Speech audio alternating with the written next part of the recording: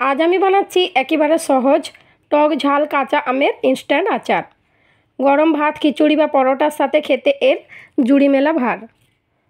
অল্প সময় তৈরি হয়ে যায় আর স্বাদে ভরিয়ে দেয় মন। চলো শুরু করি, দেখে নাও কিভাবে বানানো যায়।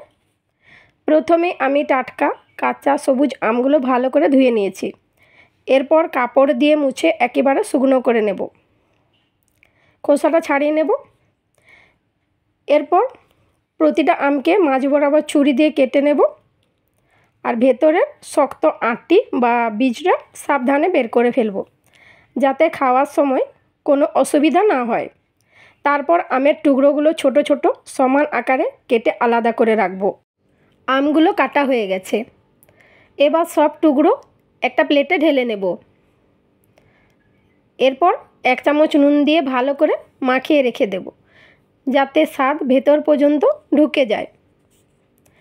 এবার আমি বানাবো বিশেষ মশলা। গ্যাসে একটা ফ্রাইং প্যান বসিয়ে দেব। প্যান ভালোভাবে গরম হলে তাতে দিয়ে দেব 1 চামচ মৌরি, 1 চামচ জোয়ান, 1 চামচ সর্ষে, 1 চামচ গোটা জিরে, হাফ চামচ মেথি দানা আর হাফ চামচ হিং। সব মশলাগুলো একসাথে অল্প আঁচে ধীরে ধীরে ভেজে নেব। এতে দারুণ একটা গন্ধ বেরোবে, কিন্তু খেয়াল রাখতে হবে যেন একেবারে পুড়ে না যায়। এরপর দিয়ে দেব 5 থেকে 6টা শুকনো লঙ্কা আর বাকি মশলার সাথে মিক্স করে সামান্য ভেজে নেব। তারপর নামিয়ে হালকা ঠান্ডা হলে এই ভাজা মশলাগুলো গ্রাইন্ডার জারে দিয়ে মিহি গুঁড়ো করে নেব। এভাবে আচারের জন্য একেবারে পারফেক্ট মশলা রেডি হয়ে যাবে। এখন ফ্রাইং প্যানটা ভালো করে পরিষ্কার করে নেব। তারপর তাতে দিয়ে দেব সরষের তেল। তোমরা অবশ্যই সরষের তেলেই বানাবে, এতে স্বাদ একেবারে অন্যরকম হবে। এখন তেলটা ভালোভাবে গরম হয়ে গেছে, দিয়ে দেব 4 থেকে 5টা শুকনো লঙ্কা। গ্যাসের আঁচ থাকবে লো থেকে মিডিয়াম, যাতে ধীরে ধীরে লঙ্কা ভাজা হয়। লঙ্কা হালকা ভাজা হয়ে গেলে দিয়ে দেব থেতো করে রাখা রসুন। আমি এখানে প্রায় 2 চামচ মতো রসুন দিয়েছি। এবার দেব হিং। রসুন আর লঙ্কা যখন সোনালি রং হয়ে যাবে আর সুন্দর গন্ধ বের হবে, তখন প্যান নামিয়ে নেব। আমি এখানে 700 গ্রাম মতো কাঁচা আম নিয়েছি। কাটা হয়ে যাওয়া আমগুলো একটা প্লেটে নিয়ে নুন মাখিয়ে রেখেছিলাম।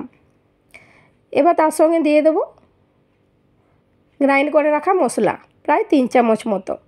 সঙ্গে দেব সরষের তেলে ভাজা রসুন আর শুকনো লঙ্কা। সব কিছু একসাথে ভালোভাবে মিশিয়ে নেব। হাতে বা চামচ দিয়ে মাখিয়ে নিতে হবে, যেন মশলা আর তেল ভালো করে প্রতিটা আমের টুকরোর গায়ে লেগে যায়। একেবারে অল্প সময়ে দারুণ টক ঝাল ইনস্ট্যান্ট কাঁচা আমের আচার তৈরি হয়ে যাবে। খেতে যেমন সুস্বাদু, সংরক্ষণ করলেও স্বাদ আরও জমে যাবে। তৈরি হয়ে গেল টক ঝাল কাঁচা আমের ইনস্ট্যান্ট আচার। গরম ভাত, খিচুড়ি কিংবা মচমচে পরোটার সাথে খেতে এর জুড়ি নেই। অল্প সময়ে বানানো এই ইনস্ট্যান্ট আচার সংরক্ষণ করলে আরও সুস্বাদু হয়ে উঠবে। এবার কাচের জারে ভরে রোদে দিলেই দীর্ঘদিন রাখা যাবে।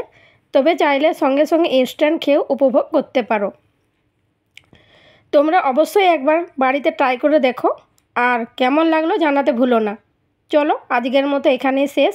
আবার দেখা হবে নতুন কোনো রেসিপি নিয়ে। সবাই ভালো থেকো, সুস্থ থেকো।